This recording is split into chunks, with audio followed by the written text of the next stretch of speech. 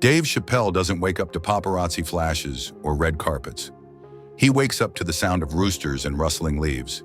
The man who once turned Hollywood upside down now lives on a farm in Ohio, where his biggest audience is a flock of geese and the occasional FedEx driver. Sounds odd, right? A comedy legend trading flashing lights for fireflies? But that's exactly the point. Dave didn't escape Hollywood. He outsmarted it. While most celebrities chase relevance, he bought peace, built fences, and turned 65 acres of countryside into a creative fortress. And it works, because this isn't the story of a man who left the stage. It's the story of one who rebuilt it, on his own terms, with grass under his boots and laughter echoing through the fields. But before we explore that rural paradise, let's rewind. How did a kid from Washington, D.C., raised by professors, end up redefining what success looks like in an industry obsessed with spotlights and skyscrapers? Dave Chappelle was born in 1973 in D.C., back when the city still pulsed with the politics of the civil rights era and the swagger of go-go music. His father, William David Chappelle III, taught at Antioch College in Yellow Springs, Ohio. His mother, Yvonne Sion, worked in government before joining academia too. Translation: this man was raised on debates, deadlines, and deep conversations, not fame and filters. During the school year, Dave lived in Maryland, but every summer he'd escape to Ohio, visiting his father in the same small town where he now lives. Those summers mattered. The silence, the space, the unhurried rhythm. They planted a seed that would one day grow into his sanctuary. Still as a teen, Dave's dreams were bigger than barns. He idolized Richard Pryor and Eddie Murphy like prophets, memorizing routines and rehearsing punchlines in his bedroom mirror. And when he finally took the stage, open mics, smoky rooms, ruthless crowds, he didn't just perform. He belonged. By the early 90s, the kid was unstoppable. His breakout came on HBO's Def Comedy Jam in 1992, a performance that put him on the map and scared older comics into stepping up their game. He had that rare mix: surgical timing, sharp wit, and no fear of telling uncomfortable truths. Soon, Hollywood came calling. Robin Hood, Men in Tights, The Nutty Professor, Con Air, Half-Baked. Dave was everywhere. But even then, he was playing chess in an industry full of checkers. He knew fame could be a trap. The higher you climb, the louder the noise. Then came 2003, Chappelle's show. Boom! Comedy Central handed him a mic, and he turned it into a cultural weapon. Every episode hit like a social experiment wrapped in laughter. The Racial Draft, Wayne Brady, Charlie Murphy's True Hollywood Stories. They weren't just sketches. They were commentary disguised as chaos. He exposed race, politics, and hypocrisy with the precision of a surgeon and the swagger of a street poet. People didn't just watch Chappelle's show. They quoted it, lived it, wore it on t-shirts. Dave had become a phenomenon. And then, just like that, he disappeared. 2005, mid-season, mid-contract, a $50 million deal on the table, gone. No farewell tour, no press conference, just silence. The industry went nuts. Theories flew. He's having a breakdown. He's gone to Africa. He's rejecting fame. Every headline was a guessing game. But what really happened was simpler. Dave Chappelle walked away from the machine to save the man.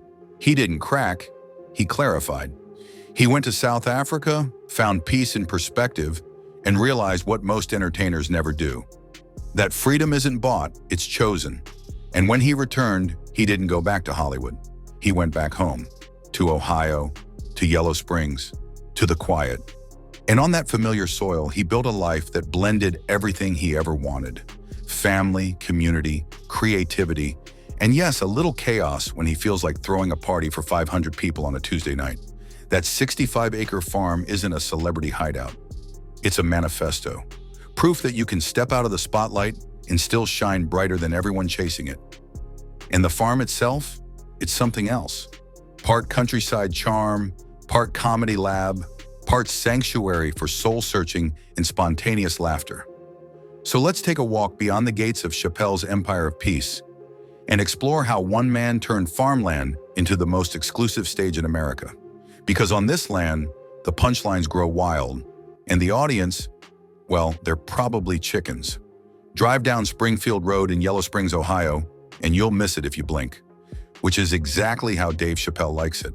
No flashy gates, no golden plaques, no Hollywood royalty lives here sign. Just two humble white fences stretching across 65 acres of green, as if even the land itself knows. Keep it low-key, keep it real. At the end of that long gravel driveway sits the house. Not a mansion screaming for drone shots, but a modern country hybrid that feels like a retired rock star finally exhaling. The front porch is pure Americana, wooden beams, rocking chairs, and that unmistakable smell of coffee and fresh air. Inside, the vibe shifts from rustic to refined. There's a gourmet kitchen, granite counters, professional-grade appliances, the kind of setup where you can picture Dave frying eggs at 2 a.m. while testing punchlines on himself. And the living room, it's a cathedral of calm, tall ceilings, skylights, and a stone fireplace so massive it could host its own Netflix special. It's not hard to imagine a dozen friends, comedians, musicians, and locals, sprawled across the couches, laughing, arguing, and throwing out jokes that might one day make it to stage. But here's the kicker. This isn't just a home, it's an idea factory disguised as a farmhouse. Downstairs, there's a wide entertainment room, another fireplace, and an old wine cellar, which, knowing Chappelle, is probably stocked with both Merlot and Mischief. The two master suites on opposite ends of the house offer privacy when creativity turns chaotic. One for family life, the other for late-night writing sessions that spiral into philosophical debates about fame, freedom, and the absurdity of modern life. Outside, it's pure Midwest magic. A deck for barbecues, a pool for the kids, and a cigar patio where you can practically hear Dave chuckling to himself about the irony of it all. The guy who roasted America's obsessions now chilling under open skies, unbothered. Then there's the barn, 30 by 50 feet of flexible genius, sometimes a garage, sometimes a rehearsal hall, sometimes the backstage of an impromptu comedy festival. Across from it, a 40 by 60-foot horse barn, fully equipped, rubber-matted, and maintained to professional equestrian standards. Because if you're going to live on a farm, you might as well do it right. And that's the thing. Chappelle's farm isn't a vanity project. It's a working, breathing space. You won't find him faking cowboy cosplay for Instagram. He's genuinely invested in rural life. This is a man who loves the land, respects its rhythm, and folds it into his art. Every field, every barn, every stone feels like part of a metaphor. The slow, deliberate pace of the countryside matching the slow, deliberate way he now builds his jokes. No noise, no rush, just process. Now you might be thinking, cool house, but doesn't he ever miss the chaos of the city? Here's where Dave flips the script again. He didn't isolate himself. He turned his home into a community magnet. During the pandemic, while the world was locked indoors and comedy clubs went dark, Chappelle turned his farmland into an open-air stage. Tents went up, lights came on, musicians, comedians, and audiences from around the country rolled in. It was grassroots entertainment in the most literal sense, a comedy club on a cornfield. Those nights became legend. Chris Rock dropped by, Jon Stewart, David Letterman, Erykah Badu, they all showed up. It was like Woodstock with punchlines, and the locals loved it. Businesses boomed, spirits lifted, and suddenly Yellow Springs wasn't just where Chappelle lives. It became the cultural heartbeat of the Midwest. See, that's the genius of it. He didn't run from the spotlight, he moved it. Away from the noise, away from corporate control, straight into his backyard. And here's where the metaphor gets deeper. The same man who once stood on national TV dissecting America's racial absurdities now hosts festivals where black, white, brown, and every shade in between sit under the same sky, laughing together. That's not just stand-up, that's social architecture. And let's not forget, behind all the open mic magic is a grounded routine.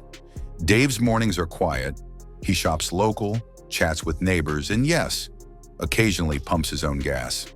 The man could be sipping $200 lattes in Beverly Hills, but instead he's buying donuts in small-town Ohio like it's the highlight of his day. One local once said, "He's just Dave here. No entourage, no ego, just another face at the farmer's market." And maybe that's the punchline to all this, that the man who made millions by making fun of society found peace by stepping out of it. But wait, there's another layer to this story. Chappelle's Ohio life doesn't stop at the farm. Just a short drive away, he's got another spot in Xenia. Smaller, sleeker, but every bit as intentional. If the farm is his stage, the Xenia house is his dressing room. And it's got its own set of surprises. Because while the Springfield Road property is built for wide-open thinking, his Xenia retreat is where the legend recharges, resets, and occasionally reminds himself he's still human. So, before we talk cars, comedy clubs, and Chappelle's quiet empire of wealth, let's take a quick detour into his other Ohio home, where peace gets an upgrade and privacy becomes an art form. If Dave's 65-acre farm is his stage, then his Xenia home is the green room. Quiet, minimalist, and strategically out of sight. Set on 2 acres of calm, it's not some gilded palace. It's the house of a man who knows exactly who he is and has zero interest in proving it to anyone. No gold faucets, no imported marble fountains that shoot Evian, just clean lines, vaulted ceilings, and a design that whispers, "I'm rich but also allergic to nonsense." The kitchen is sleek and functional, the kind of place where breakfast is less about presentation and more about preparation. A quick meal, a quick thought, and he's out the door or deep into writing mode. The family room opens into a vaulted living space that feels both modern and lived in. There's a fireplace that glows like it's been listening to a decade's worth of punchline rehearsals. The master suite, spacious, private, and warm. Because when your day job involves dissecting society's insanity on stage, you need a room that doesn't talk back. The backyard features a pool and pool house, perfect for low-key family hangouts or spontaneous creative summits with other comics. And then there's the 1,700 square foot shed. Now, most people hear shed and think garden tools. Dave hears shed and thinks possibilities. It's a workspace, a rehearsal room, a gear storage, and probably the unofficial headquarters of his next idea that will break the internet. So while Hollywood celebrities are battling over who has the bigger infinity pool, Chappelle's over here in Ohio with 2 acres, a pool house, and a shed that doubles as a stage lab. Because when you've already mastered the art of relevance, luxury becomes optional. Now every legend has a fleet, and Dave's garage reads like his personality in horsepower form. Part muscle, part meaning, part mayhem. First up, the Mercedes-AMG G63, the SUV that looks like it could survive both a comedy tour and a small war. It's bold, loud, and handcrafted. A $183,000 fortress on wheels. Think of it as the four-wheeled equivalent of a mic drop. Then there's the Ford F-150, a pickup that costs less than a dinner in Malibu, but says more about who he is than any Rolls-Royce ever could. This is America's truck for America's comedian. No frills, no fake flexing, just grit, horsepower, and space for hauling stage gear or hay bales depending on the day. Next up, the Porsche 911 Carrera S, sleek, fast, and surgical in precision. It's the same energy as one of his sets. Smooth setup, fast acceleration, perfect delivery. 443 horsepower of pure punchline engineering. And then there's the Range Rover Sport, the perfect bridge between luxury and mud-splattered utility. The car that says, "I might headline Radio City Music Hall tonight, but tomorrow I'm grabbing groceries in Yellow Springs." Finally, tucked neatly in the corner, a Ducati 848 Evo, 140 horsepower of pure adrenaline. Because even when Dave slows life down, he still likes a little speed to remind him the world's still spinning. But the real engine, the one that keeps all this humming, isn't under a hood. It's the career that refused to follow the script. Dave Chappelle's estimated net worth hovers around $70 million, but that's just the surface. What makes him fascinating isn't how much he earns. It's how he earns it. Let's start with the Netflix deal. Arguably the richest comedy partnership ever. Between 2016 and 2025, he's released 7 specials: The Age of Spin, Deep in the Heart of Texas, Equanimity, The Bird Revelation, Sticks and Stones, The Closer, and The Dreamer. Each one earned him roughly $20 to $24 million. That's not a punchline. That's a masterclass in leverage. Then there's touring, the heartbeat of his income. In 2023 alone, his shows grossed over $36.6 million across 19 dates. And since Dave often controls his own production and ticketing, that's not just performance money. That's ownership. Every show is both an event and an experiment, a chance to fine-tune the next special before Netflix even presses record. And let's not forget Chappelle's show. After years of dispute, he renegotiated with Comedy Central in 2021 to regain rights and fair compensation. The man literally reclaimed his art and turned old frustration into fresh revenue. Add in film cameos, A Star is Born, Chirac, Saturday Night Live, endorsements with brands like Under Armour, and merchandise from his tours. And suddenly that $70 million looks conservative. Oh, and because Dave doesn't just tell jokes, he builds platforms. He's now developing a comedy club and restaurant in Yellow Springs, a literal homecoming project that will feed both his creative circle and his local economy. He's turning a small Ohio town into a hub for culture, conversation, and the kind of comedy you can't stream. You have to experience. In a world obsessed with followers, Dave built a kingdom without Wi-Fi. His wealth isn't just financial, it's philosophical. He found a way to make millions by doing less of what everyone else does more of. But here's the thing, for all the fame, fortune, and horsepower, what makes Chappelle's story truly legendary isn't what he owns, it's what he gives. Because for every luxury car and Netflix special, there's an act of generosity that almost never makes the news. And that's where the final chapter begins. The side of Dave Chappelle most people don't see. The mentor, the philanthropist, the quiet hand that lifts others while staying rooted in humility. For a guy who made millions by talking, Dave Chappelle's greatest power might be how much he doesn't say. While most celebs announce their generosity with press releases, Dave just does it. He's backed youth programs like Seeds of Peace, funded local events in Yellow Springs, and quietly helped neighbors during the pandemic by turning his farm into a pop-up outdoor stage, keeping artists, crews, and small businesses alive when everything else was closed. That's not charity, that's community. He's poured love and money into education too, especially the Duke Ellington School of the Arts, where the auditorium now bears his name. And when students confronted him about his jokes, he didn't hide. He listened, because that's what real confidence looks like, laughing and learning. Off stage, he's steady, married to Elaine Mendoza Airface since 2001, raising 3 kids, no drama, no scandals, just peace. His faith in Islam, which he embraced at 17, keeps him grounded, reminding him that success without soul isn't success at all. Politically, he's unpredictable, supporting Andrew Yang one year, Hill Harper the next, but always on the side of ideas, not headlines. And his fashion? Functional. Boots, flannel, maybe a hoodie from one of his pop-ups. Because when you own your stage, you don't need designer logos to prove it.